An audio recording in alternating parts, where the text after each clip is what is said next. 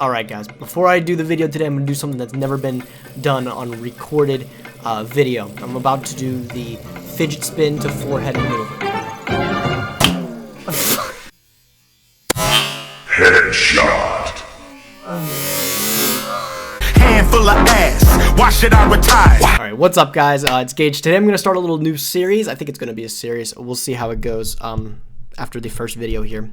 If you guys don't like it, fuck you. Today I'm going to kick off a new series, and it's going to be called That Card Was Good.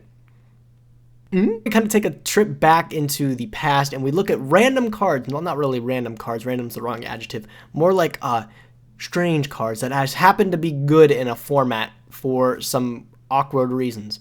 So let's take a trip back in the time machine and see what people were thinking back then. So today's interesting card is Outstanding Dog Marron.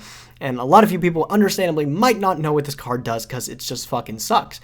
But it actually saw meta play at one point. And let's kind of read over the card and then we'll go into the effect. It's a pretty simple card. It's actually a level 1 beast effect monster light, 100 attack, 100 defense with the effect of when this card is sent to your graveyard, add it to your deck and shuffle it. So this is like just a significantly worse Sinister Serpent, old errata Sinister Serpent. But believe it or not, this card actually saw meta play at one point. And to understand exactly where and why, we have to take a trip back to a couple years ago. I think it was 2013, which was the first initial release of the Shaddoll archetype, as well as the Burning Abyss archetype in Duelist Alliance. Since these archetypes were initially released, Burning Abyss actually didn't see that much play to start with, and it was all the craze with Shaddolls.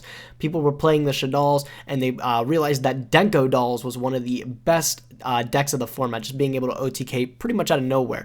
Enemy Controller was a hot tech, and it was just a dominating deck all over the place. It wasn't until Jeff Jones and Patrick Hoban decided to pioneer the first builds of Burning Abyss and see how to make the archetype work. A lot of people just thought that Burning Abyss was a mediocre kind of floaty archetype that was released when it was first dropped in Duelist Alliance. Jeff Jones was the first to prove people wrong by actually making a really competitive version of Burning Abyss with just those few core cards being Graph, Seer, and there was some other shitty one that we got back then. Oh, fucking Skarm, that piece of shit. Skarm, Graph, Seer, and Dante. That was the only initial release for the Burning Abysses, and actually Jeff had created a pretty good deck out of it. Now let's take a couple steps forward into that format, and what actually became to be was people took Burning Abyss, which was an archetype that focused on milling shit and floating cards, and Shaddolls, which was a deck that focused on putting really good cards into the graveyard with Shaddoll Fusion by sending them from deck to the graveyard. And we put those two decks together and we got Shaddoll Burning Abyss, and it just happened to work. A lot of people were on the hype train for this deck because Dante was a really difficult card to deal with. We didn't have our Kaijus back then, so you were going to always be able to float and get constant 2500s on the field. Fire Lake wasn't even out at the time, so there really wasn't too much synergy there. But somehow this deck became a really popular version of the deck, and a lot of people were trying to make it work. But what people came to realize is with this Burning Abyss and Shaddoll hybrid mix, a lot of people weren't wanting to go try the 60 card decks too soon already without Grass is Greener released to us. We didn't even know that card existed at the time. But there was very tight space to fit light monsters in the deck, which was important because if we all remember, our lovely lady El Shaddoll Construct, which is now no longer with us, was a monster of a card back then. And with lights being rather hard to squeeze into the deck outside of Dante just conveniently being a light that was banishable to summon Blackluster Soldier Envoy at the beginning, there really wasn't too much room to put in the light monsters to be able to have that light to us constantly. And in a deck like Burning Abyss, where we're milling cards out of our deck all the fucking time, it's a high possibility that we might just mill those light monsters off the bat. And if we get all of those light monsters out of the deck, we can't activate our Shaddoll Fusion. That was a problem for players.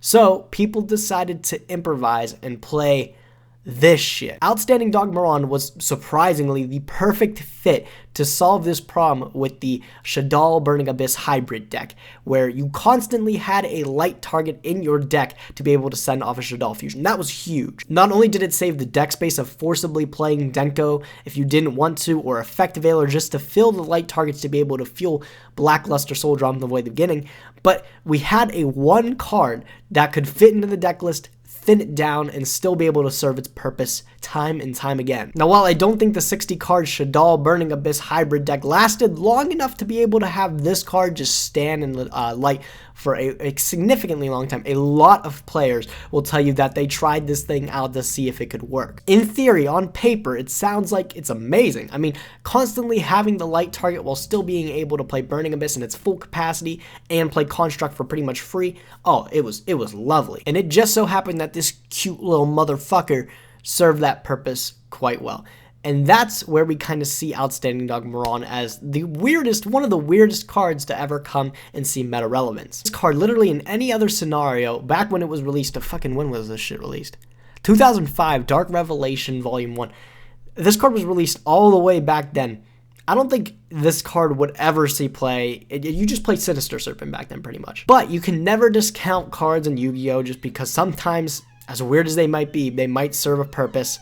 Like Outstanding Dog Marron in the 60 card, it wasn't 60 card, fuck me. Like Outstanding Dog Marron in the Shaddoll Burning Abyss hybrid deck. I'm surprised this card came to be. I'm pretty sure a lot of people was. This card actually, I think, was around $3 at the time because it's only got 2 prints, one of which being a short print. Just a little bit of interesting history there for you guys. I hope you guys enjoyed taking this trip back into memory lane. Wasn't too far long ago for most of us players, but it is something that you might not have known before. If you guys liked the video, be sure to like the video, thumbs up the video, how to express you enjoyed the video. Pack winner, that's you. Shoot me a private message. When I get enough, I'll send them all out. You know the deal. If you're not in the US, don't shoot me a message. Can't send it overseas. That being said, be sure to subscribe to the channel for more Yu-Gi-Oh videos. And thanks for watching, guys. Nim Nim signing out.